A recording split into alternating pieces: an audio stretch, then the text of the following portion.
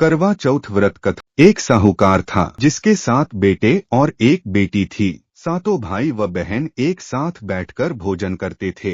एक दिन कार्तिक की चौथ का व्रत आया।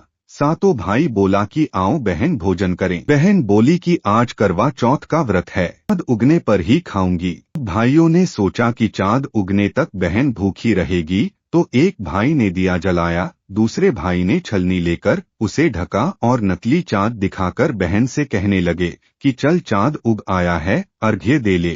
बहन अपनी भाभियों से कहने लगी कि चलो अर्घ्य दें, तो भाभियां बोली तुम्हारा चाँद उगा होगा, हमारा चाँद तो रात को उगेगा। बहन ने जब अकेले ही अर्घ्य दे दिया और खाने लगी तो पहले ही ग्रास में बाल आ गया, दूसरे ग्रास में कंकड़ आया और तीसरा ग्रास मुंह की ओर किया तो उसकी ससुराल से संदेशा आया कि उसका पति बहुत बीमार है, जल्द भेजो। माँ ने जब लड़की को विदा किया तो कहा कि रास्ते में जो भी मिले उसके पाव लगना और जो कोई सुहाग का आशीष दे तो उसके पल्ले में गांठ लगाकर उसे कुछ रुपए देना। बहन जब भाइयों से विदा हुई तो रास्ते में जो भी मिला उसने यही आशीष दी कि तुम 7 भाइयों की बहन, तुम्हारे भाई सुखी रहें और तुम उनका सुख देखो। सुहाग का आशीष किसी ने नहीं दिया। जब वह ससुराल पहुंची तो दरवाजे पर उसकी छोटी ननद खड़ी थी। वह उसके भी पाव लगी तो उसने कहा कि सुहागिन रहो सपूती हो, तो उसने यह सुनकर पल्ले में गांठ बांध दी और ननद को सोने का सिक्का दिया। तब भीतर गई तो सास ने कहा कि पति धरती पर पड़ा है, तो वह उसके पास जाकर उसकी सेवा करने के लिए बैठ गई। बाद में सास ने दासी के हाथ बची खुची रोटी भेज दी।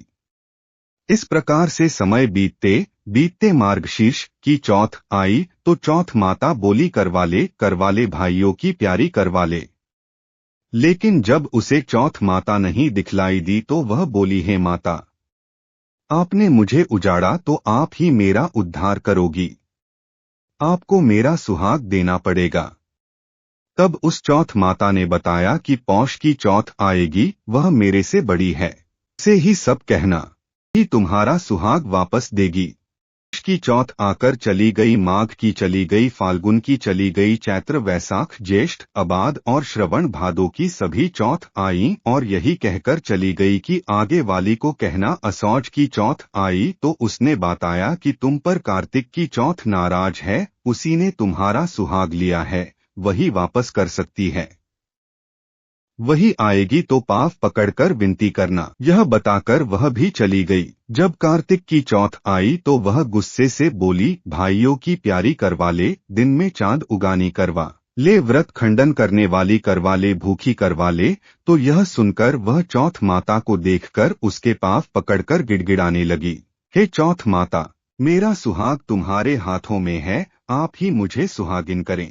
माता बोली, पापिन हत्यारिन, मेरे पाव पकड़कर क्यों बैठ गई? तब वह बोली कि जो मुझसे भूल हुई उसे क्षमा कर दो, अब भूल नहीं करूंगी। तो चौथ माता ने प्रसन्न होकर आंखों से काजल, नाखूनों में से मेहंदी और टीकों में से रोली लेकर छोटी उंगली से उसके आदमी पर छींटा दिया तो वह उठकर बैठ गया और बोला कि आज मैं बहुत सोया।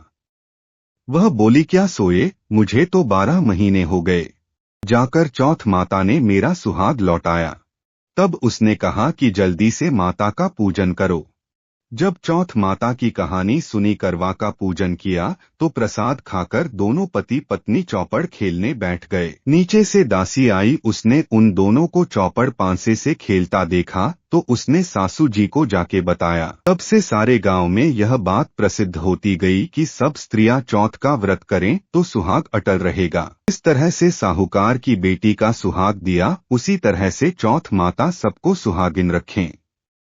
यही करवा चौथ